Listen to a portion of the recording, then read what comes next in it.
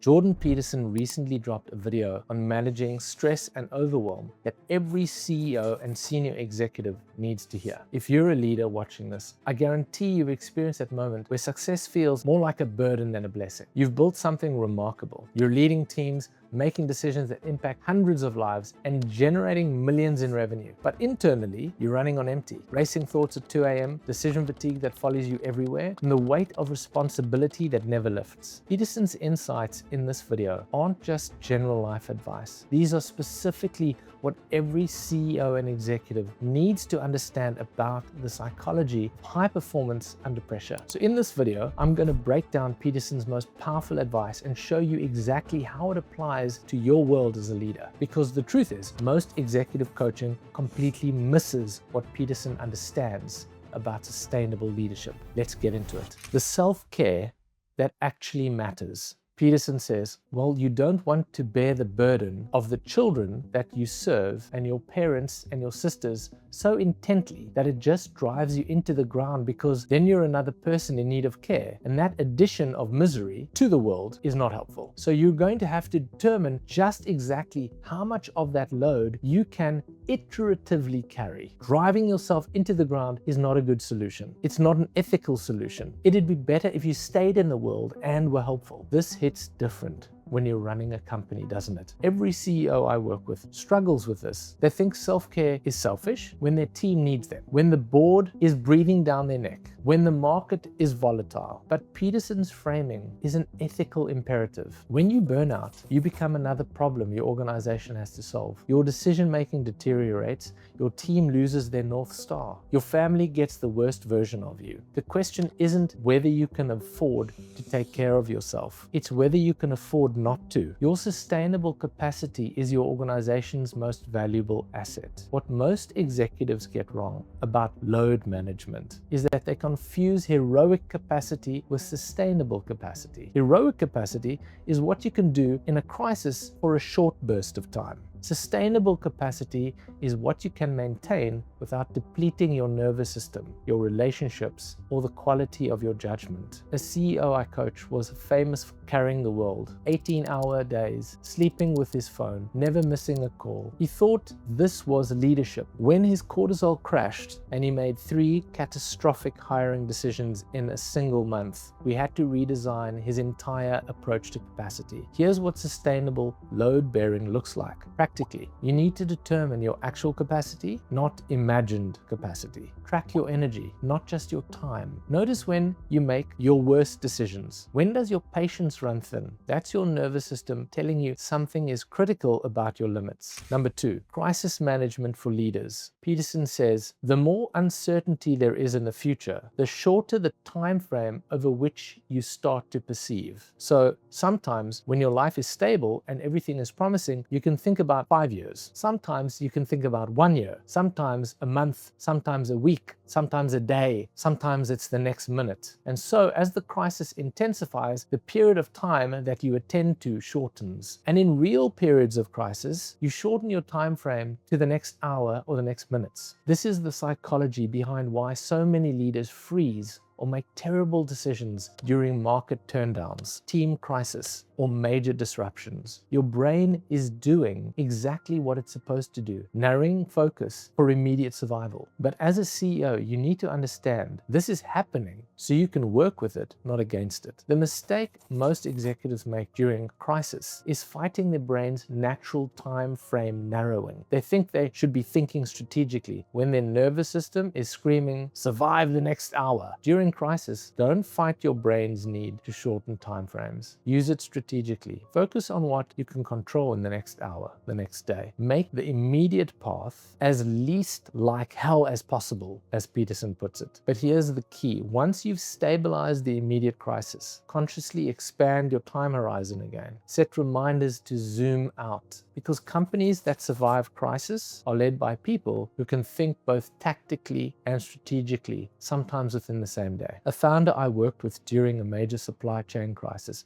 kept trying to solve 6-month strategy while his factory was literally shut down. We shifted his approach. Mornings for immediate firefighting, afternoons for expanding time horizons. Within 2 weeks, both the crisis was managed and the strategic pivot was clear. The practical application: in crisis, honor your brain's need to contract timeframes, but schedule time to deliberately expand them once the immediate threats have been handled. Number 3. Strategic scheduling that actually works. Peterson said the way you use a schedule is that you produce a contract with yourself to have the day you'd really like to have and to repeat that. Think, well, there are a certain number of things I have to do to keep the world in order around me day by day. So I have to schedule those in, because otherwise the chaos mounts, and that's not good. And then I want to mix in there a certain amount of leisure so that I can get a chance to think and to recover. Most CEOs I meet have calendars that look like Tetris games. Every slot is filled, back-to-back meetings, no space to think. Peterson's talking about something completely different. He's talking about designing days that you'd actually want to live repeatedly. What most executives get wrong about scheduling is that they treat their calendar as a reactive tool, something that happens to them, rather than something they consciously design. They let other people's priorities fill their days, and they wonder why they feel trapped in their own success. The difference between reactive scheduling and intentional day design is this. Reactive scheduling asks what needs to get done. Intentional design asks what kind of day do I want to have, and how do I protect that while still handling what needs to get done. This means scheduling recovery time like it's a board meeting. Because if you don't schedule time to think, you'll never think. You'll just react to whatever's the loudest. The regional VP I worked with was drowning in meetings. Every day felt the same. Urgent, reactive, exhausting. We redesigned his calendar around 3 principles: protective thinking time, really creative time, energy management, and what he called soul preservation time. Within a month, his team noticed he was more present in meetings, his decisions improved, and his stress levels dropped significantly. The practical application: block out time just for quiet, for thinking, not for specific problems, but for processing, integration, seeing patterns. The best strategic insights don't come during the strategy meeting. They come during the space between things. Number 4, compartmentalization for complex leaders. Peterson said you need to compartmentalize and schedule,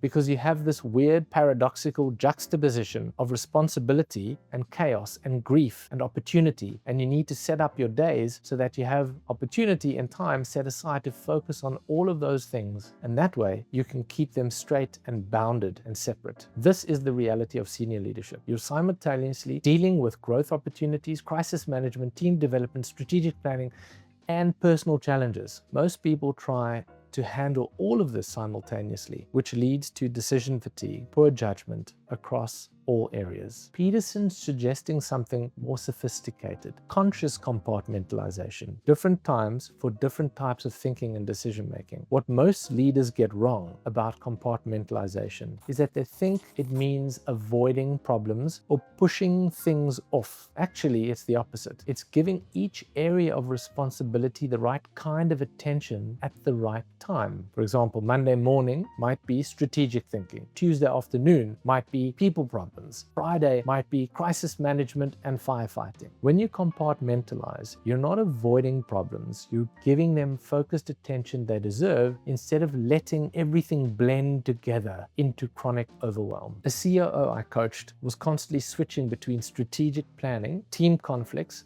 operational fires, and personal stress. Everything felt equally urgent. We created what we called attention boundaries, specific times for specific types of thinking. The result wasn't just better decisions, it was the return of his sense of control. By the way, if you want help implementing some of these psychological frameworks into your leadership approach, you can click the link in the description and book a call with us. Number 5, the worry-free time technique. Peterson shared there's a cognitive trick that goes along with that. What happens is if you put aside that time and worry comes up, what you do is to tell yourself, I'll worry about that, at the scheduled time. And the alarm part of the brain is the part that produces anxiety. And it's not exactly a cognitive part. It doesn't exactly care what your plan is. What it cares about is that you have a plan. This is brilliant psychology for high performance. Your nervous system doesn't distinguish between real threats and imagined ones. Market volatility, competitor moves,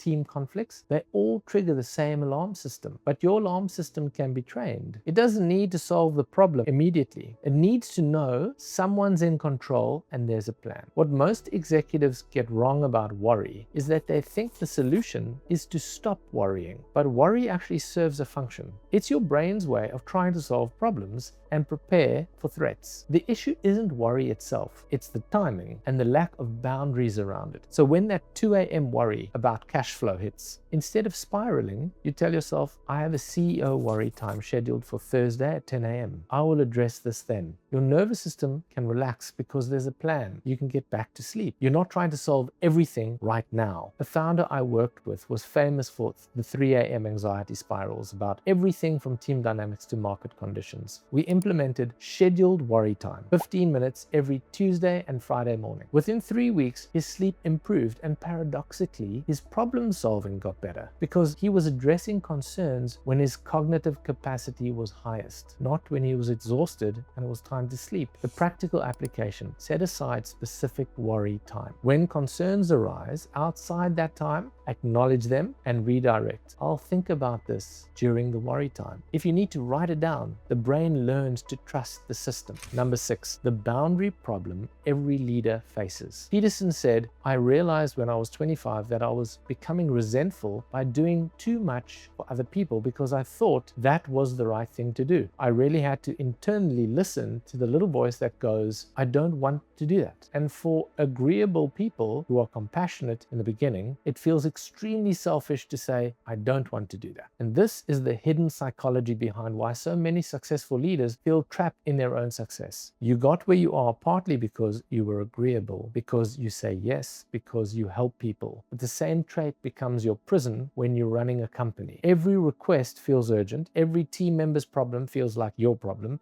Every opportunity feels like something you should pursue. Peterson's pointing to something deeper. Resentment is a signal. When you're doing things you don't want to do out of obligation, you're not being noble. You're building resentment. That will poison your leadership. It'll poison your whole system. What most leaders get wrong about boundaries is that they think setting boundaries means being harsh or uncaring. Actually, boundaries are what allow you to be genuinely helpful instead of resentfully compliant. The solution isn't to become selfish, it's to become consciously selective. To honor the voice that says, I don't want to do this, as valuable data about your capacity and your priorities. An executive I coached was saying yes to every board request, every team need, every network event. She thought this was good leadership, but she was chronically exhausted and increasingly resentful. We worked on what she called strategic no's, declining requests that didn't align with her core responsibilities or energy capacity. The result wasn't that people respected her less, they respected her more because her yeses became meaningful. The practical application: start listening to the I don't want to do this voice as data, not as something to override. That voice often knows something your conscious mind hasn't processed yet about your capacity, your priorities, or even your values. Number 7, maximizing your most valuable hours. Peterson said, you're a father now. Your responsibilities are multiplying. You have to organize your time intelligently, And there's all sorts of ways to increase the amount of time you have. If you're finding it difficult to find time to do your creative work, get up at 5 a.m. It only takes 2 weeks before you're accustomed to that. When you might have 3 hours in the morning, then you might have 3 hours in the morning before you have any other responsibilities at all. This isn't about grinding harder. It's about protecting your peak hours for your highest value work. Most CEOs give their best hours to other people's priorities, emails, meetings, urgent requests, and by noon, you're depleted and you're trying to do strategic thinking on fumes. Peterson's suggesting something radical. Claim your peak hours for yourself first, not in a selfish way, in a strategic way. What most executives get wrong about time optimization is that they think it's about efficiency, doing more things faster. But the highest leverage move is often doing fewer things during your peak cognitive hours, but doing the right things when your capacity is highest. Those early morning hours, that's when your cognitive capacity is highest. That's when you can see patterns, make connections, think systemically. That's when real leadership happens. A CEO I worked with